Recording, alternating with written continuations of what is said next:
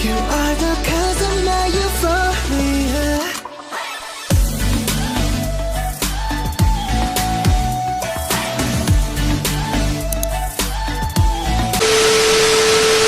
Assalamualaikum warahmatullahi wabarakatuh. Halo teman-teman semuanya, perkenalkan nama saya Bienda. Saya merupakan mahasiswa Prodi Pendidikan Luar Sekolah Universitas Negeri Semarang. Pada kesempatan kali ini, saya akan memberikan pendapat dan juga saran pribadi saya mengenai kondisi pendidikan di Indonesia pada saat ini. Jadi, check it out.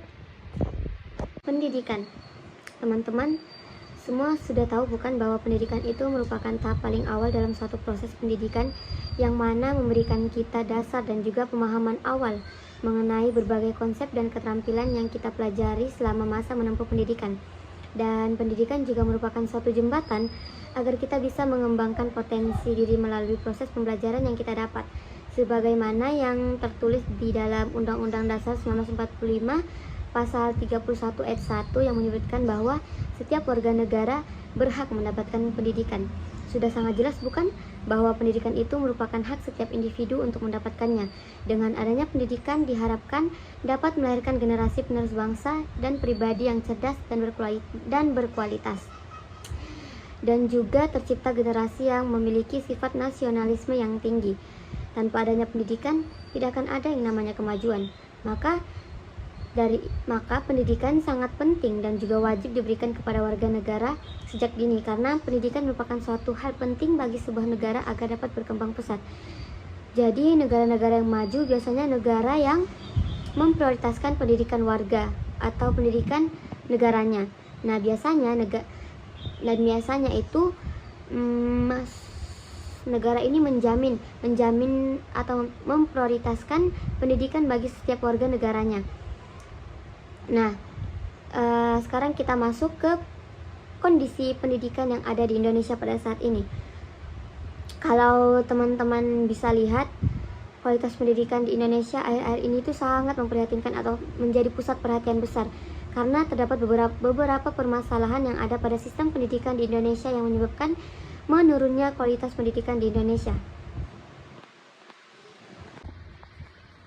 Contohnya itu seperti kurangnya sumber daya pendidikan, relevansi materi pendidikan, terus ketidaksetaraan akses pendidikan, lemahnya manajemen pendidikan, sama sarana dan prasarana pendidikan, terus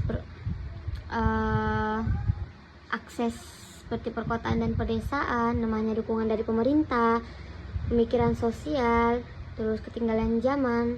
Nah itu merupakan faktor berkontribusinya terhadap rendahnya kualitas pendidikan di Indonesia pada saat ini.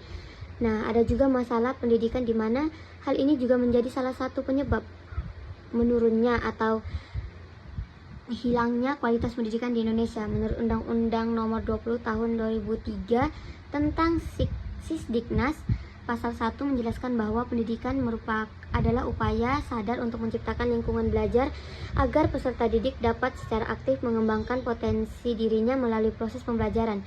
Dan melalui pendidikan, peserta didik diharapkan dapat mengembangkan budi pekerti, intelektual dan akhlak mulia serta memperoleh keterampilan bagi dirinya dan juga masyarakat sekitar. Nah, di sini saya akan membahas masalah kondisi pendidikan yang ada di Indonesia, seperti pendidikan yang kurang memadai dan juga rendahnya motivasi belajar.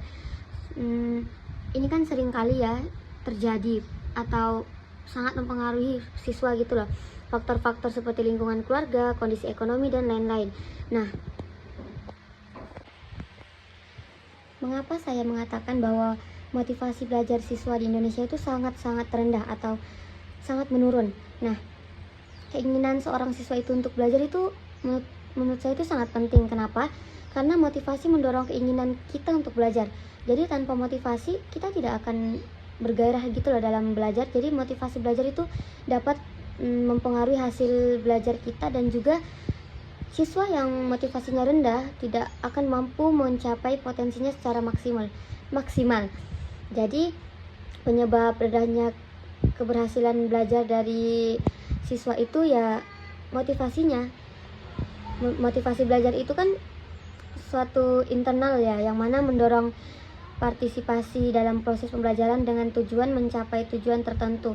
Motivasi belajar juga ini mencakup beberapa faktor, antara lain seperti keinginan berprestasi, kebutuhan dan juga merasa berkompeten, dan juga keinginan untuk menerima penghargaan dan juga pengakuan. Penting atau perlu diingat, mungkin ada beberapa tambahan solusi menurut saya pribadi dalam mengatasi permasalahan rendahnya motivasi belajar yang ada pada Indonesia saat ini. Mungkin yang pertama itu bisa menciptakan lingkungan belajar yang memadai dan juga mendukung. Dan yang kedua itu bisa memilih atau kalian pilih metode belajar yang menurut kalian itu yang paling tepat. Yang ketiga, memanfaatkan media belajar sebaik mungkin. Dan yang terakhir itu mungkin pemerintah atau sekolah-sekolah atau lembaga-lembaga bisa meningkatkan kualitas guru agar bisa mendidik atau membimbing siswanya dalam mengakses pendidikan. Mungkin itu saja yang bisa saya sampaikan mengenai pendapat dan juga pandangan serta solusi kondisi pendidikan di Indonesia pada saat ini. Kurang lebihnya saya mohon maaf. Wabillahi taufiq wal hidayah. Wassalamualaikum warahmatullahi wabarakatuh. Semangat motivasi belajar, semangat ditingkatkan lagi motivasi belajarnya. And I'm with you, I'm in utopia.